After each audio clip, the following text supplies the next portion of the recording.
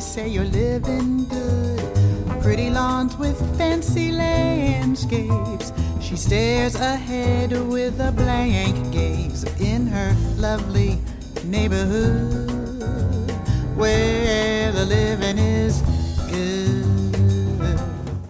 And welcome back to Reverse Your Thinking. It's my pleasure this afternoon to introduce you to Lisa Spiwak. She grew up in LA. She is actually a born and raised Californian.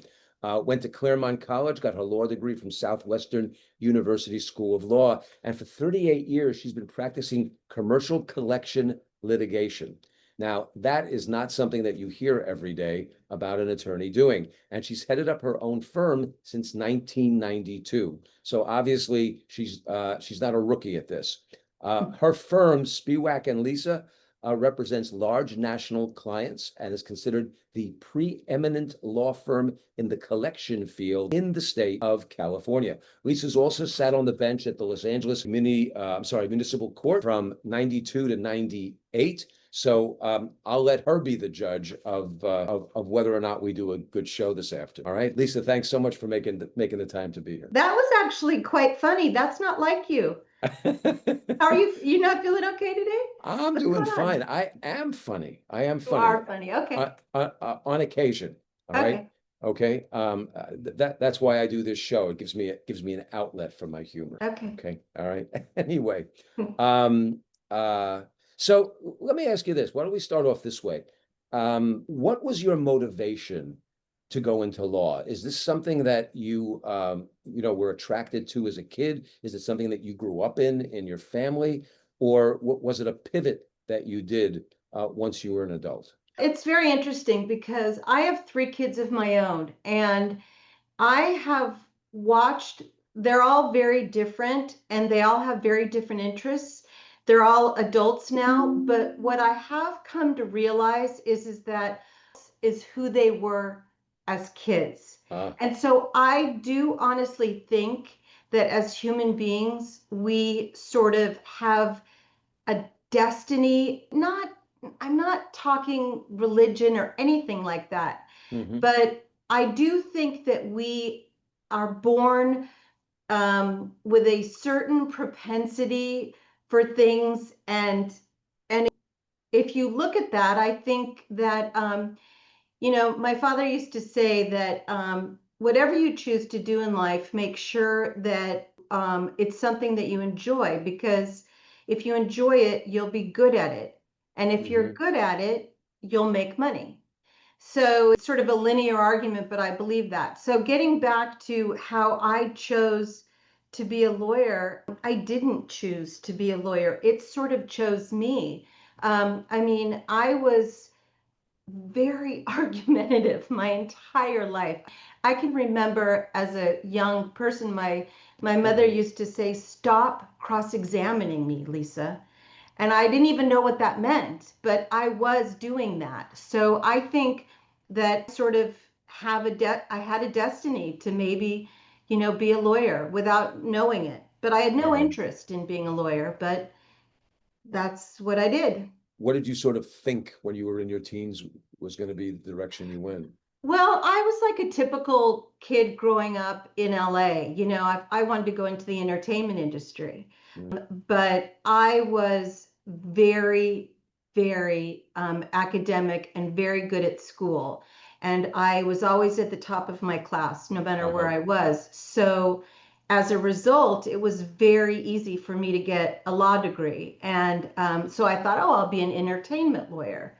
And I started out as an entertainment lawyer and hated it.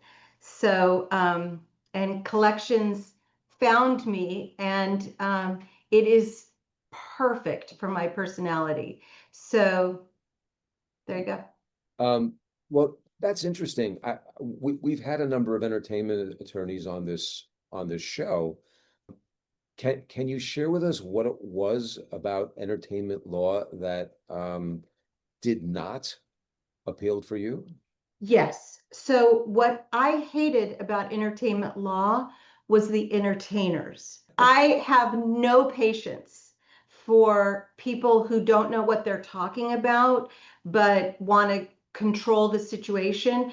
So if I was being asked to draft a contract for an actor, and I drafted a beautiful contract, and the actor came back and decided that he wanted to change this, and this, but he didn't have good reasons for it. He was working on an emotional basis.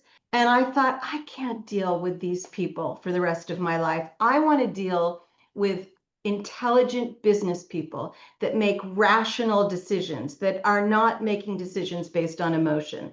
So I realized very early on that I didn't fit into that world because my brain was totally different than theirs.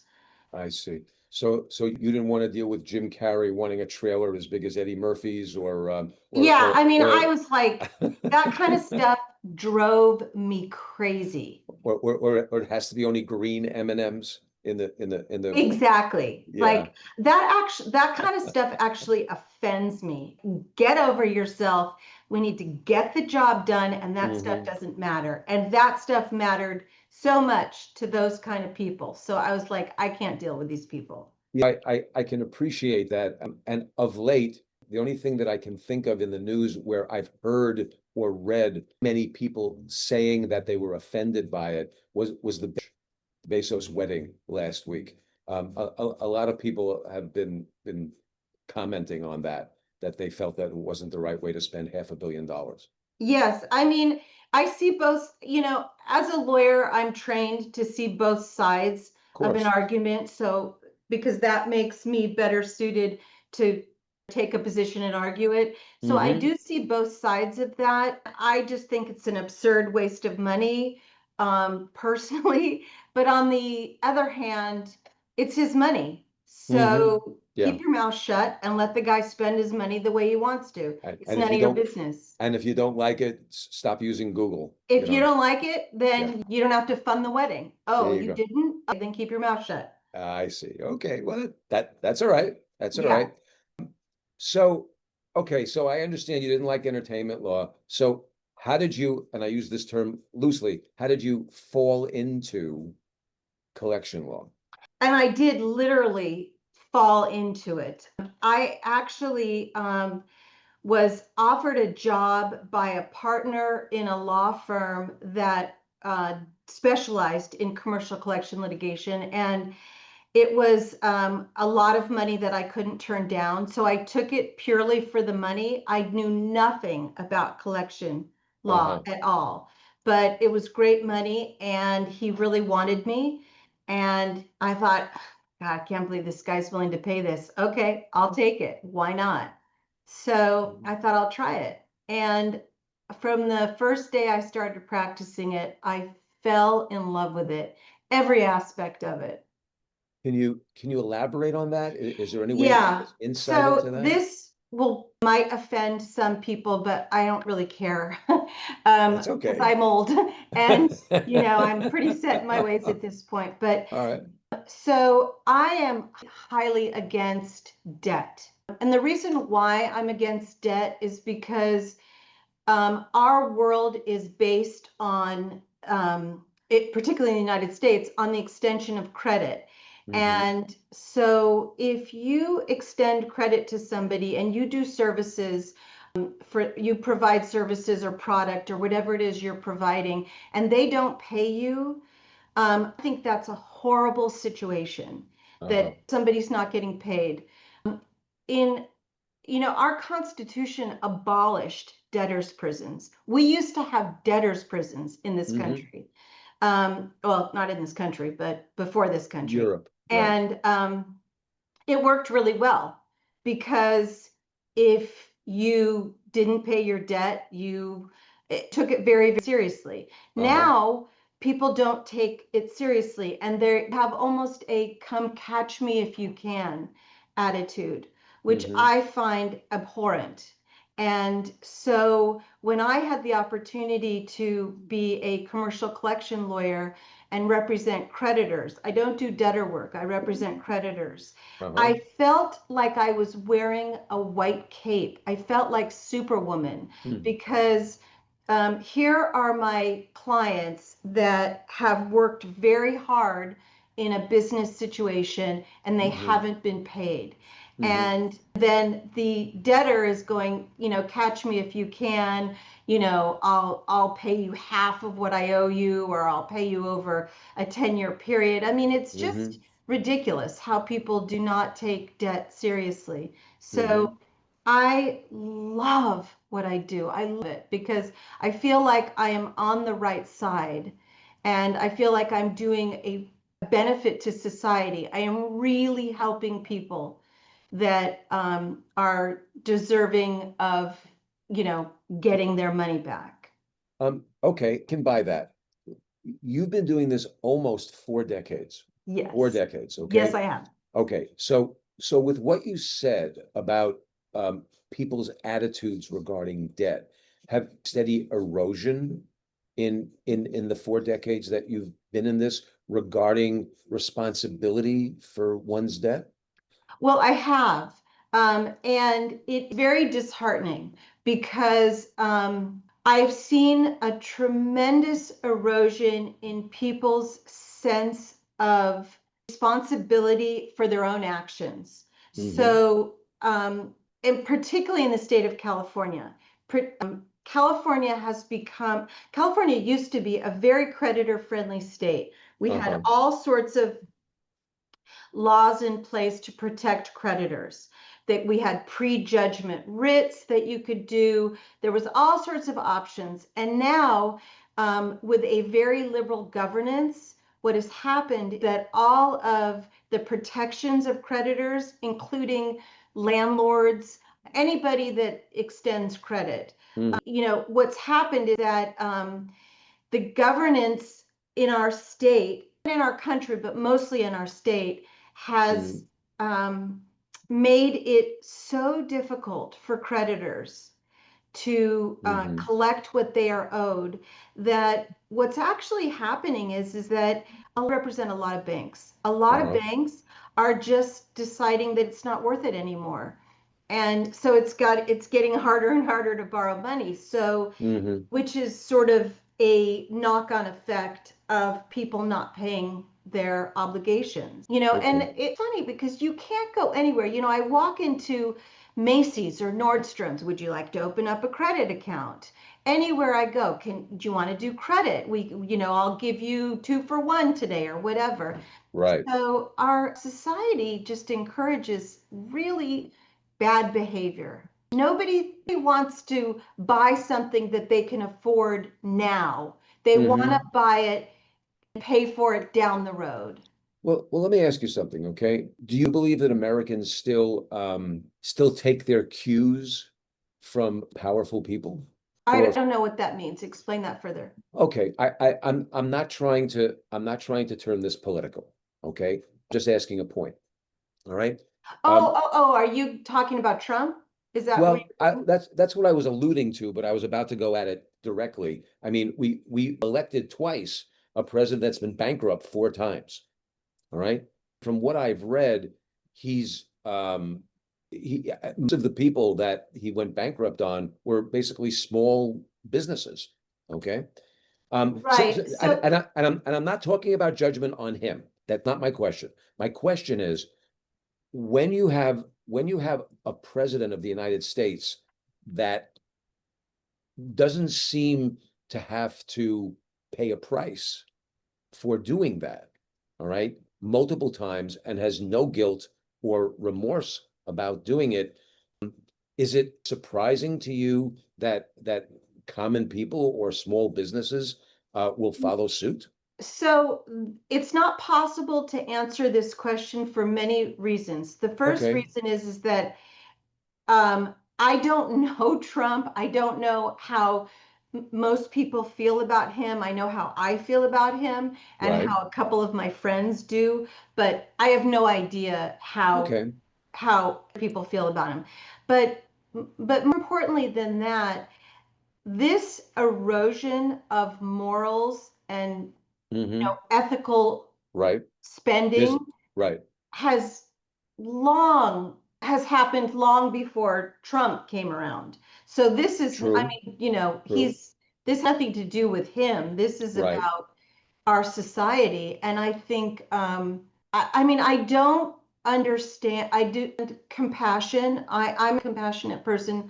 myself, but I don't understand the need to protect people that do bad things. That Okay. baffles me. All right. So people who buy things or get credit when they know they can't pay it back. Hmm. And it's not a surprise to them that they can't pay it back, but they want it. They want that flat screen TV. Yeah. They want that car. They want that, Yeah. it's interesting to me how the human psyche convinces itself that it's the victim. Like I deal all day long with people who borrow money from banks. And Hmm. honestly, what they'll say is, they'll say to me, it's not my fault. My business failed. I wanted to Hmm. pay you back, but my business failed. So but that was always a possibility when they borrowed the money. So the Right. fact that their business failed now becomes the bank's responsibility. So Hmm. if their See, business had done very, very well, right. would they have helped the bank? Would they have given extra money to the bank? Uh-huh. But it doesn't go that way. Doesn't go that way. Right. I got you. Very, very interesting conversation. Probably not one that we can come to a fair agreement on today in the race in the show, but what I would definitely like to talk with you a little bit more about. Okay. Yes, Okay. absolutely. All right. Let's take a quick break and we'll be right back with Lisa Spiwak and this conversation about responsibility and debt. You're listening to Reverse Your Thinking. I'm your host, Mathius Gertz, and we'll be right back after this.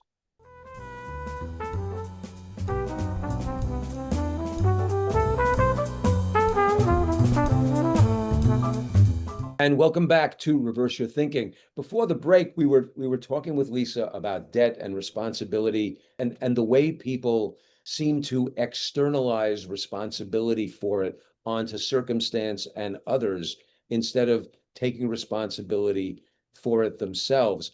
And Lisa, I was wondering, I don't know if it really ties in directly, but we live in a consumer culture.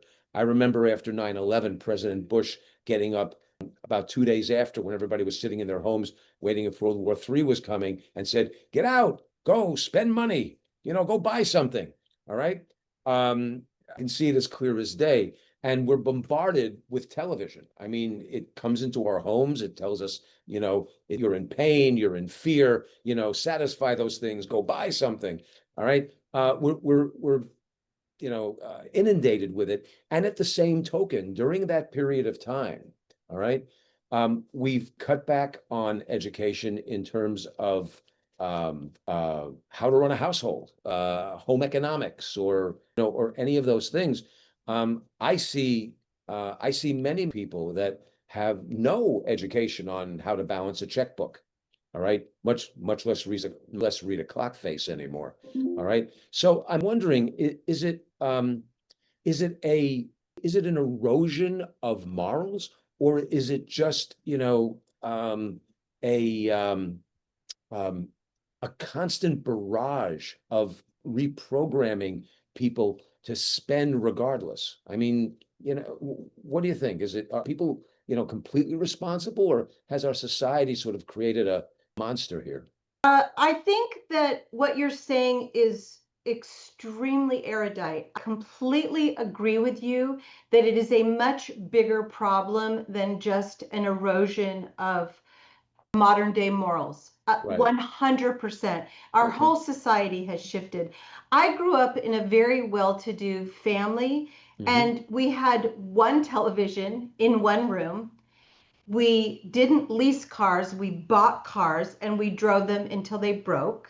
Hmm. And nowadays, you see on TV, you have people that are living hand to mouth, that have a television in every room, that are leasing their cars and getting a new car every 3 years. So it Hmm. is absolute, you are 100% correct. It is the way that society has conditioned us to buy consumer goods that are that are replaceable, that are constant, even Mm-hmm. our clothing. I mean, when I first started out, I bought a suit and I wore a suit for 10 years. Mm-hmm. I mean, if it got a hole in it, you had it fixed. Yep. And clothing isn't meant to last. So you buy a suit, it lasts for a season or two, and then you Mm-hmm. get rid of it and buy another one. Yeah, So one of the interesting side note on that, I happen to have a Z generation son, and one of the things I've learned from him is that his generation is very conscious of what you just talked about. Because of that, the market in used clothing, high-end thrift stores, is going up dramatically because this generation looks for ways not to buy new clothes for just that reason, because of the planet and consumption and so on and so forth. it's very interesting. Your son and my kids are the same age, Uh-huh. and I see the same things with my kids as well. And Hmm. I think it's fantastic. I do too. I love that about that Yeah. generation, and just the fact that they are very conscious about trying to, it's the sort of gig generation in that Hmm. let's not buy it if we can rent it. I don't know Hmm. what they're going to do when they come to retirement age and they don't own anything. That worries me, Yeah. Well, but it'll be a different world then, maybe they'll have money invested. Who knows at that point? Okay. hopefully. Yeah. But back to your comment about no education, no financial Education. Right. awareness or Right. education for our young people, that Hmm. is, it is mind-boggling to me how little people understand about finances. And it must be really scary for them because I have a um, superior knowledge to finances and how everything works, and it's an intimidating world for me. I can't imagine if you Hmm. don't understand any of it, how scary it must all be. Sometimes it's not scary because there's just no consciousness. Yeah, You you know, don't know. you don't know what you don't know. Yeah, Right. exactly. Very interesting. I have a case right now where a guy borrowed 100 grand from a bank, and his reason for why he believes he shouldn't pay that back is Yeah. because he signed a guarantee, but it said commercial guarantee on the top of the piece of paper. So he didn't think that applied to him. He thought it would had to say personal guarantee in order for it to apply to him. No, no, go ahead. Yeah. So, I mean, it just, he didn't even know what he was signing. Oh, I mean, I think he did know what he was saying, but signing, but, that's what he's claiming. Well, let me ask you a question about that. That not to have been a personal guarantee, he would have had to sign with his title for his business, correct? Well, yeah, that is one way that a debtor could make an argument that they don't have personal liability. There are Hmm. ways to get around that, though. And, we have to look at the document, we have to look at the verbiage in the document. Did they read it? How was it presented to them? Hmm. So it's more complicated than just putting a, you know, title next to your name to get out of paying your debt. I have certain feelings about surveillance, okay, generally speaking. And as we all know, it's extended to the place where most police now actually have a camera on their uniforms, filming what they do. Do you think we've gotten to the point where maybe banks need to film all of their transactions? Well, I'm not sure that that doesn't happen actually, but I also don't know that filming something could determine what somebody understands internally. Hmm. So Okay. I have another case where the debtor is arguing that she did sign all the documents, but she didn't understand what she was signing. She doesn't understand English. So how do we know that? How do we know what she understands and what she doesn't understand? So I'm not sure that, putting a camera crew on her would help us. Well, I don't know. I mean, I've had some transactions that were filmed. There are some things in the mortgage business that require that. Um, and I think what That it, I'm sorry, go ahead. the a signature signing is very good for preventing fraud in saying that wasn't my signature. Right. Yes. Well, it could even be that I didn't understand because obviously, if you're filming a banker with, explaining a contract to somebody, all right, there has to be, acknowledgement, don't you think? How easy would it, when you're desperate for Yeah, $50,000 or $100,000 and somebody's saying, sign here, and you just go, where do I sign? Because you want the money. I got you. So I don't know. These, Okay, it's open for interpretation. I understand. Let's take a quick break and then we're going to get into how you feel about the people that you sue. Okay. You're listening to Reverse Your Thinking. I'm your host, Mathius Gertz. We'll be right back after this.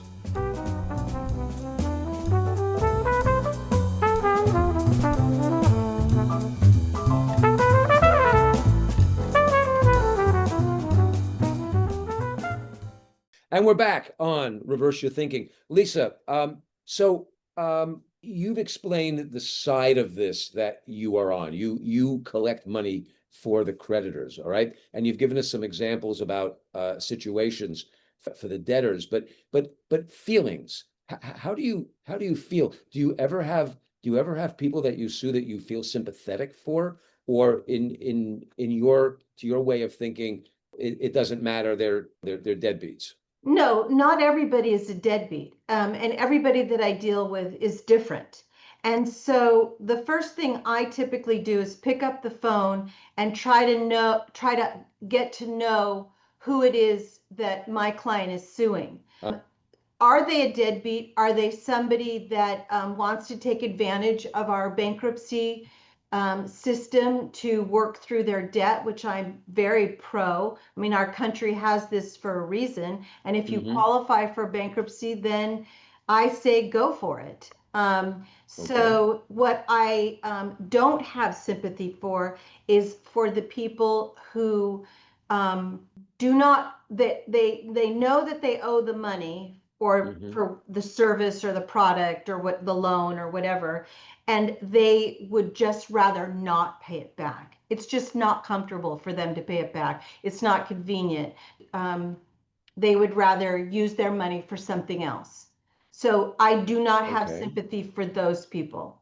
But I Understood. have, one of the most important things about what I do and the reason why I've been so successful is because one size does not fit all.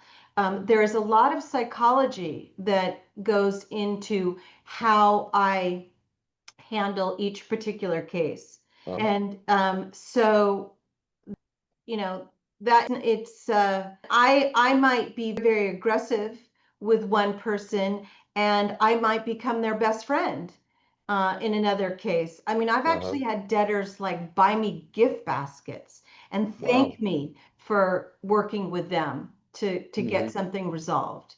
Okay. So yeah, it's all different. All right. Well, you've been in business a very long time, as it goes. I mean, 4 decades is nothing to sneeze at in any business, much less yours. Um, how have you maintained that? By which what are your guiding principles? What do where are your lines that you've been able to stay doing this for so long? So I get asked that question a lot. How have I been so successful, and what do I attribute my longevity to? Uh-huh. Um, and what is my secret sauce? Okay. So, number one, I'm extremely passionate about what I do, and that comes through. So that is beneficial in two ways. The first way is that it keeps me interested and it keeps me excited about what I do. So Uh-huh. every day I get up, I'm in my office before 8 a.m. and I love it. I work all day long, and sometimes my husband calls me and he's like, "Where are you?" I'm like, "Oh my God, what time is it?" I didn't even realize it. Just the Uh-huh. day flies by. So I have a passion for what I do. And then the second thing is that when you have a passion for something, you're very good at it usually, because the two usually go hand in hand. True. I am very good at this. I've never met anybody who can do what I do. And Okay. so the phone just rings constantly. I have been busy since the day I opened my firm. So there's more work that I could possibly handle. I turn as much work away as I take. Can you give us some examples of how you would collect money when maybe another attorney wouldn't? Oh, yeah. Collection, it's like baking. Baking. Now, I'd say my husband always says, okay, cooking is a science. No, cooking is one is an art and one is a science. I don't cook, so I don't know which one. All So, right. but I do know collections, and I can tell you that collections is an art. It is not a science. You Okay. could give it to 5 different people, and they would do it 5 different ways. It's very creative. So let me give you an example Interesting. of something. So, okay, so I represented a bank. I got a judgment for them. They were owed $1.5 million. The debtor lived in the San Fernando Valley, and he lived like a king, but nothing was in his name.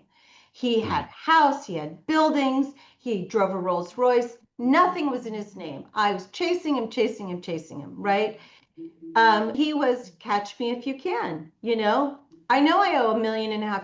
I don't own anything, even though I'm living like a king. The only thing I could find was a old crappy Toyota Corolla that was in his name. It was not even a nice car. But I had my team of investigators look into this, and it turns out it was his daughter's car, and she was at college.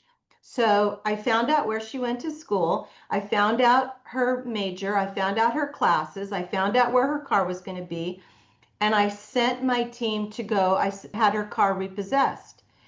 Now, it cost me more to repossess the car than it was worth, but it's the strategy. So she comes out of class, her car's gone. First thing she does, Daddy, Daddy, my car's gone. He makes a few calls and realizes that I took her car. And then the next day, and she's freaking out. And he has to tell her that her car got repossessed because he owes money. The next day, I served his wife with a subpoena to appear at a debtor of a debtor examination. So she now has a court date that she has to come into court. And I've served her with 50 different documents that she has to produce, tax returns, bank statements, everything.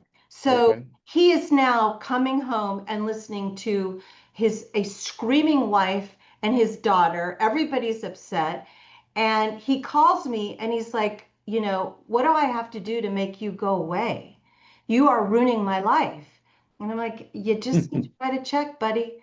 And then I will go away and you'll never hear from me again. So bottom line, that was, you know, you have to go in the back door sometimes to get things done. So I got the bank paid. They were paid in full from that. So a lot of times what you have to do is you have to find the weak link, which is often a family member, which, you know, people think that's horrible. But isn't it horrible to borrow money and not pay it back? Isn't that horrible? Sure it is. I mean, but we have a propensity in this country to, you know, to root for the little guy, or at least the perceived little guy, you know. Okay.